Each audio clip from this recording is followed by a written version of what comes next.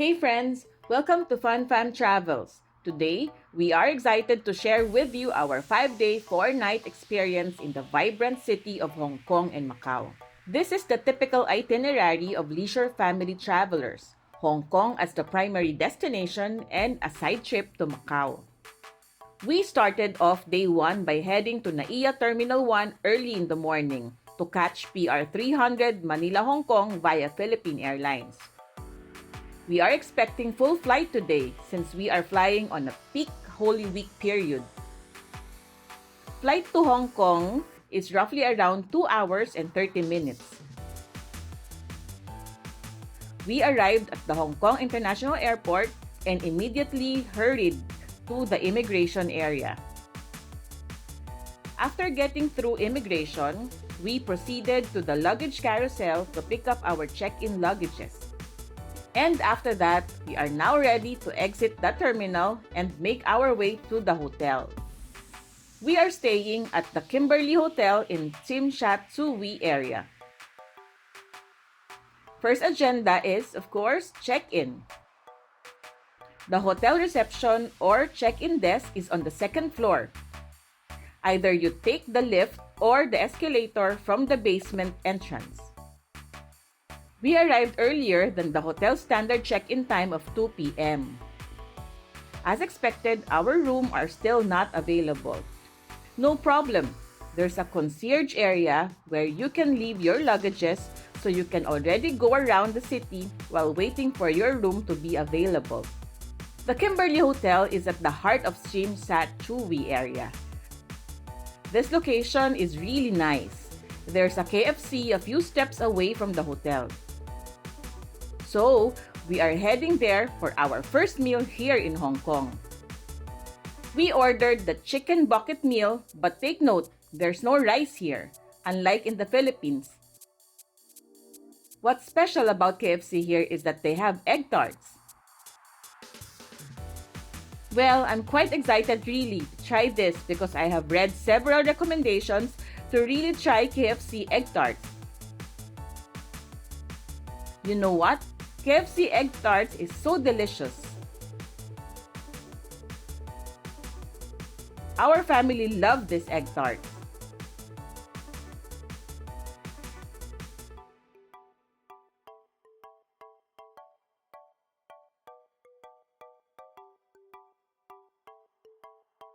After eating lunch, we headed back to the hotel. Okay, yes, rooms are already available. We got 2 rooms here, 1 triple room and 1 double room since we are a family of 5. Check out Kimberly Hotel review in the description. After resting for some time, we proceeded to our agenda for the day, food trip. There are Michelin-rated shops near our hotel, so we will get to try them today. We first went to the Fat Boy Shop, a Michelin star street food.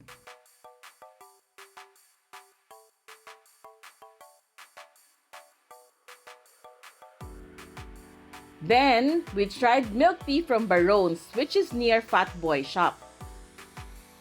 We then went to try another Michelin star street food, the famous Shung Hing Ki pan-fried buns. This is really a must-try.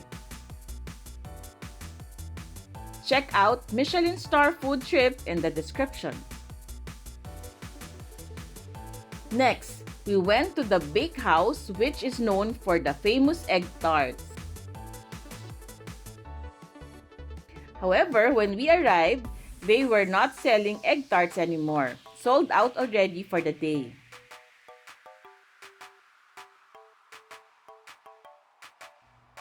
A lot of walking today. Next stop is the Victoria Harbour. This is where you'll see the Hong Kong Space Museum, the Museum of Art,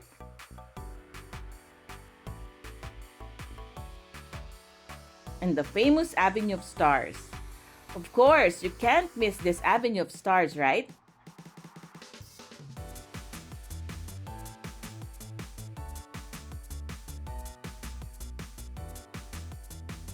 To end the day, we had dinner at Five Guys in K11 Mall.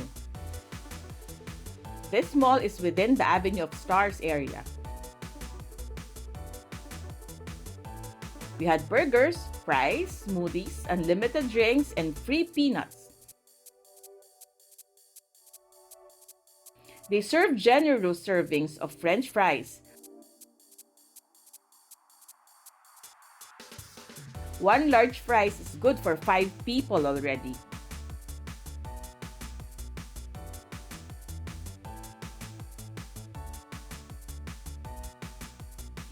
Excited for day 2 because this is the Hong Kong Disneyland day. We started off day 2 by taking the MTR going to the happiest place on earth, Disneyland. We availed of the early pass so we got to enter the Disneyland theme park an hour earlier than those holding the regular passes. We walked towards the Disneyland Castle. This was a good time to take picture since it wasn't too crowded yet. After taking photos, we went directly to the new World of Frozen. This was just recently opened here in Disneyland Hong Kong, so we are very excited to see Anna and Elsa here.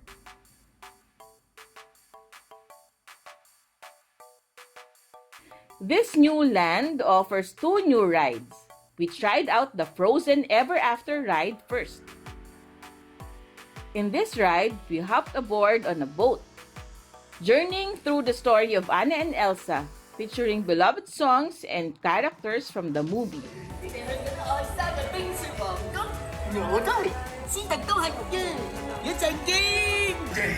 Anna saved her sister with an unselfish act of true love and thawed a frozen heart. Oh, and now they're best friends! Then we tried out the second ride in Frozen, which is the Sliding Sleigh, a short but fast family-friendly roller coaster that zooms through the Arendelle forest.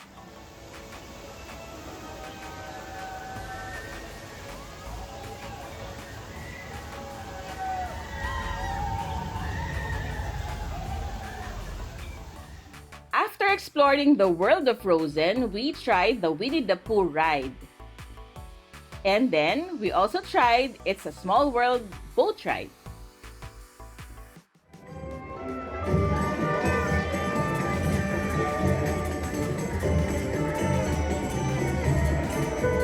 Then, it was lunchtime. So, we walked to the banquet hall to have our lunch. By the way, we availed the meal vouchers via Klook. After our sumptuous lunch, we went straight to the PhilharMagic 4D Theater. Next, we went to Toy Story Land to try out rides like RC Ride and the Toy Soldier Parachute Jump.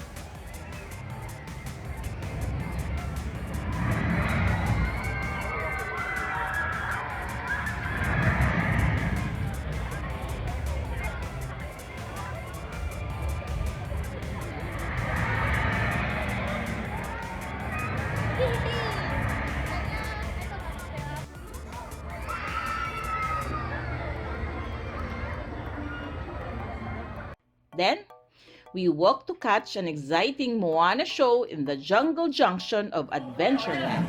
Welcome home, our very own Moana!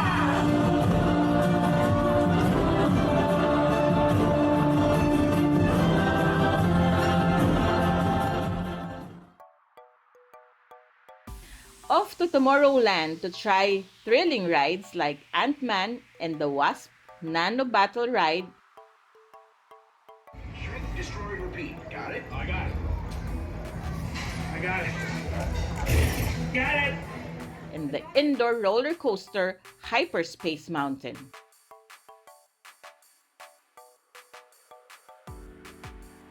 Disneyland is not complete, of course, without the much-awaited Disney Parade. However, the parade is no longer glamorous compared to our previous visits here in Disneyland Hong Kong. It was really a tiring day, but it feels good to be back here in Hong Kong Disneyland.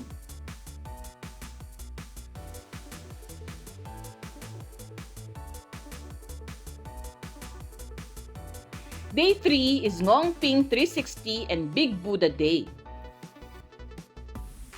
We took the MTR going to Tung Chung, then walked towards Ngong 360 cable car.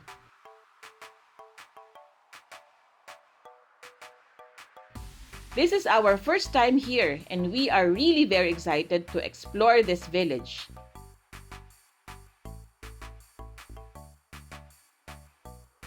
Highlight of the day is the up-close view of the Big Buddha.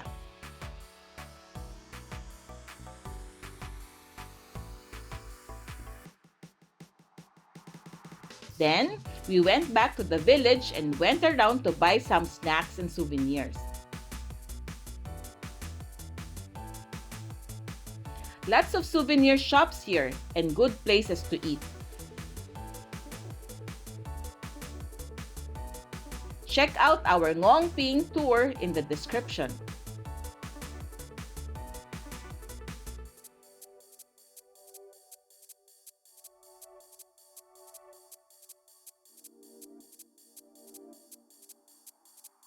Our next stop was the Citygate Outlet. It was also lunchtime now, so we headed to the food opera for lunch.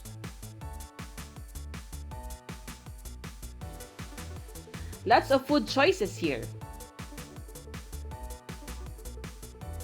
After having our lunch, we took the MTR going to the central station to our next destination, the Tram.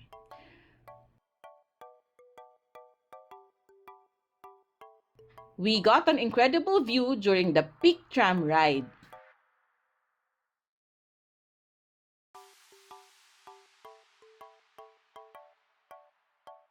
When we got to the top station, we took a quick snack break at the Burger King. Yes, the typical burger and fries here.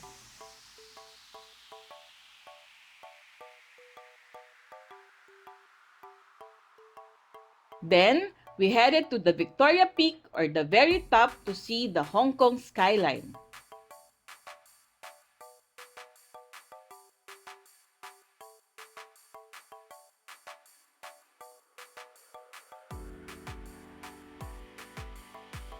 It was a very tiring day 3, a lot of walking, but it's all worth it since we were able to again explore what this vibrant Hong Kong has to offer.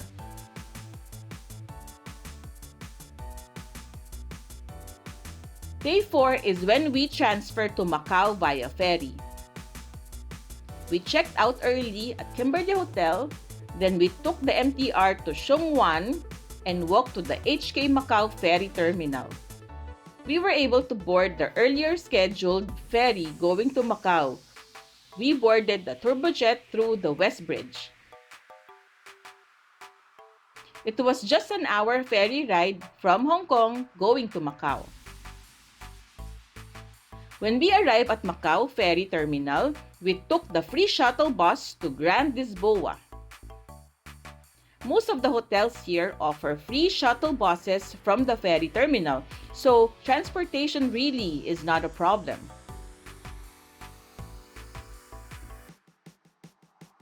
Our hotel here in Macau is Holiday Inn Express. This hotel is just 5 to 7 minute walk from the Grand Lisboa Hotel. We arrived early, so our rooms are still not available. We left our luggages at the concierge and headed to the nearby McDonald's for brunch.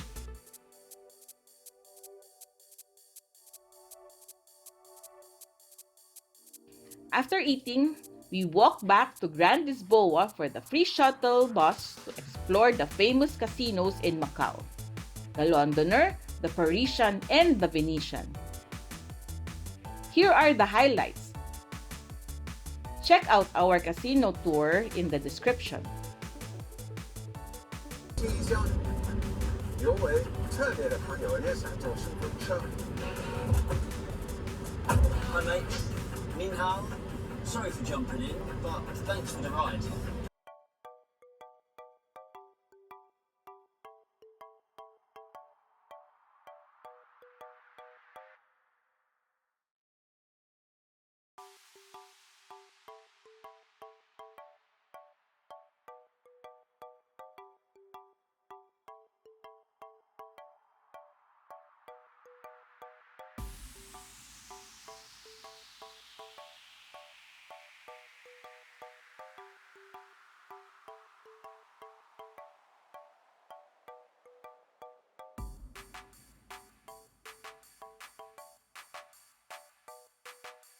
When we finished exploring the different casinos, we headed back to Grand Lisboa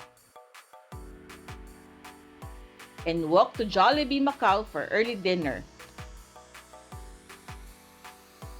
As always, Jollibee is the best.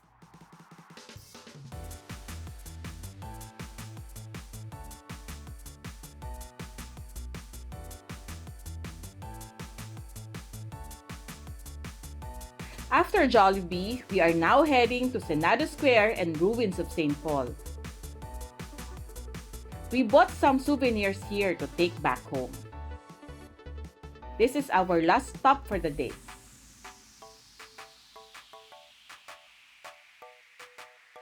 We started off the day with a buffet breakfast here in Holiday Inn Express Hotel. We checked out around 11 a.m. and headed back to the Venetian. We had our lunch at Five Guys and we still have time to shop for some souvenirs. We bought egg tarts from Koi Kei. We spotted some gondolas and watched a violin performance in the Grand Canal.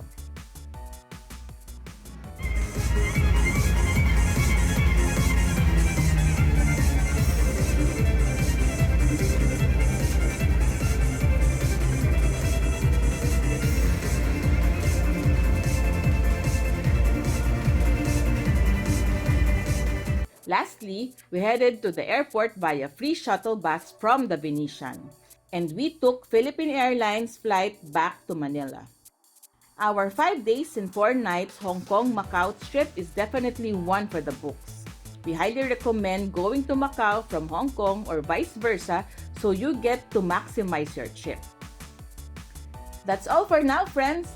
Like and subscribe Fun Fam Travels for more family-oriented travel experience.